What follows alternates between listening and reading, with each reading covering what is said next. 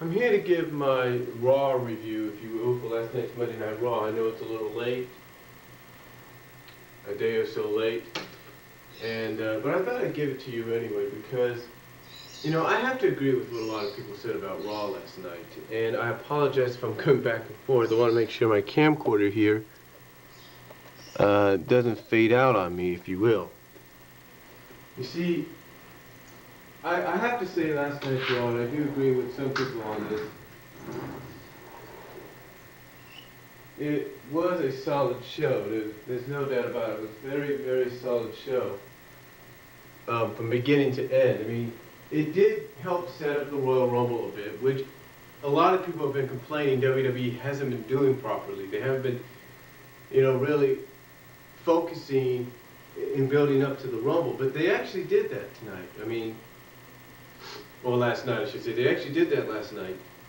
When they announced, well, first of all, we're going to have Cena and Kane one-on-one in the Rumble, which is good at the Rumble. We're going to have Cena versus Kane, and we probably both know both are going to be in the Rumble unless they take both out because they're competing.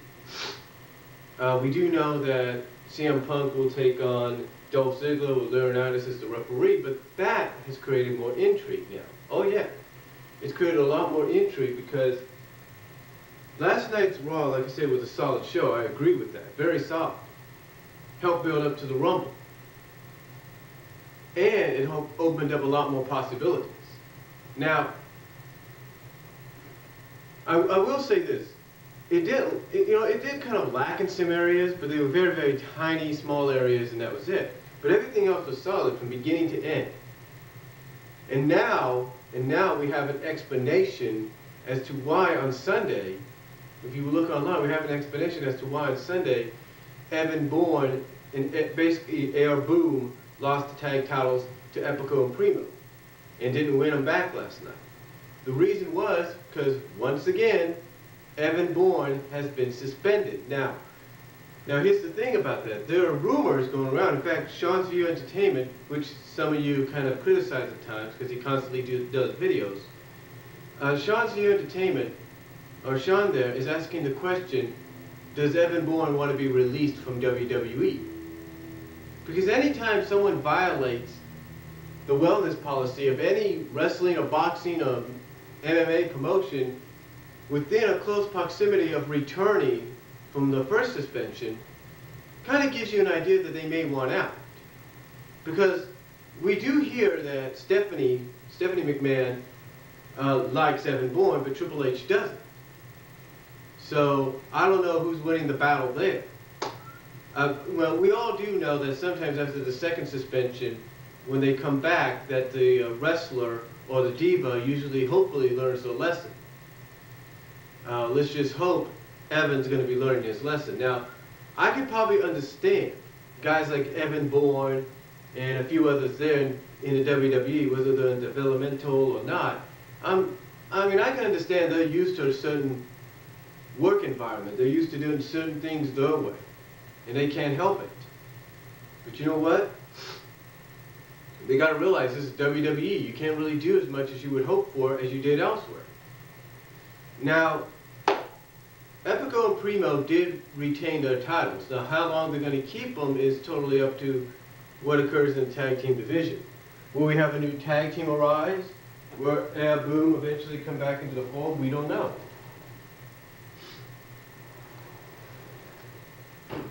I'm pretty sure now that Air Boom's kind of out of the picture, the main focus might end up going on the Usos, which a lot of people are hoping for. It'll go on the Usos, and basically, the Usos will probably get a shot at the titles.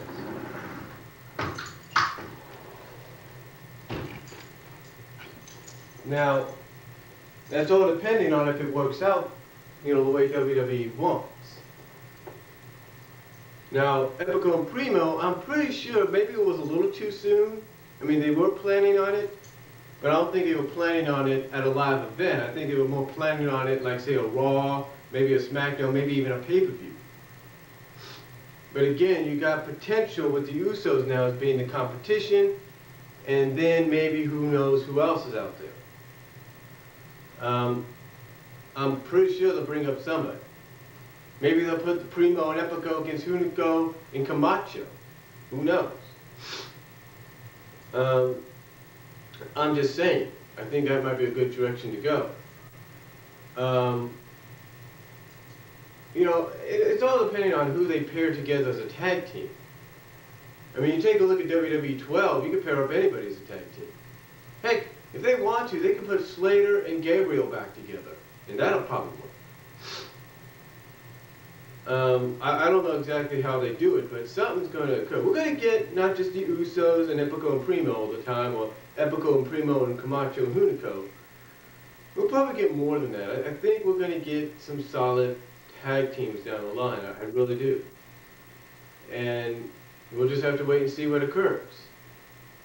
Maybe they got something going with Derek Bateman. Maybe they'll bring him up and team him up. Maybe they'll bring him out of NXT and bring him onto Raw or SmackDown and have him team up with somebody. I don't know.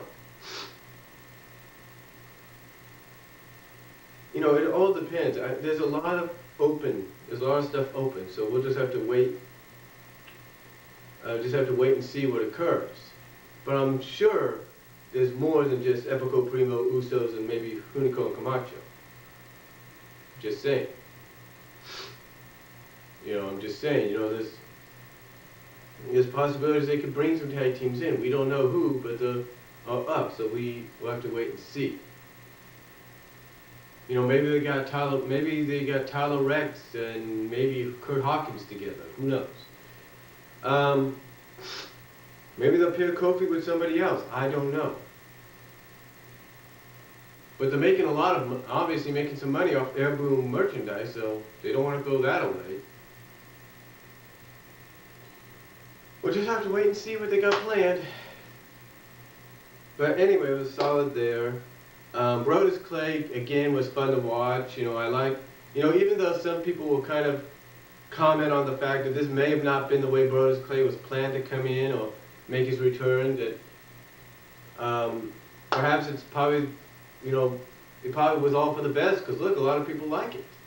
And it does kind of benefit for the mid-carders too. They allow guys like the low to mid-carders to actually get on Raw, like JTG and Kurt Hawkins, who you usually see on NXT or on NXT or on Superstars. You usually see them there. So that kind of helps out a little bit.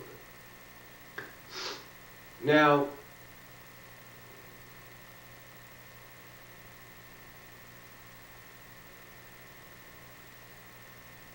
again, like I said, that kind of helps out a little bit.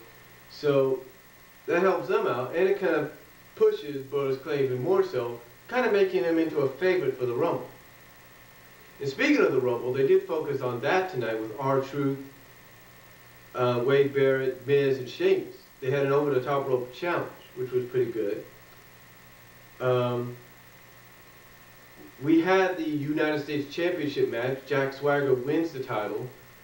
I don't know how long he's going to keep the championship, seeing as though storyline-wise, Zack Ryder wasn't cleared. So I don't know what's going to happen there. I don't know if the board of directors is next week going to tell Leonard to, hey, make it null and void and all that. I don't know. Honestly, I don't. I mean, if they're giving Jack Swagger a championship right now, maybe they have confidence to get him someplace more. And you know what? That's probably a good starting point, because you think about it, you got a team like Swagger and Ziggler under Vicky's guidance, if you will. What better way to slowly split them up than to have possibly, one guy is a champion and one guy is not a champion. One guy is champion, sort of like becoming the focal point of the group, while the other takes a back seat. Just saying.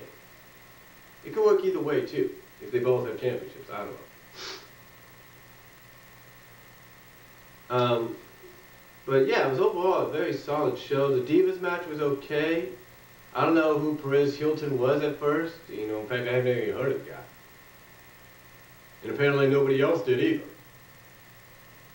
So, well, maybe people did, but you know what I'm saying. But the Divas match was okay. Kelly Kane and Alicia won, so that was good.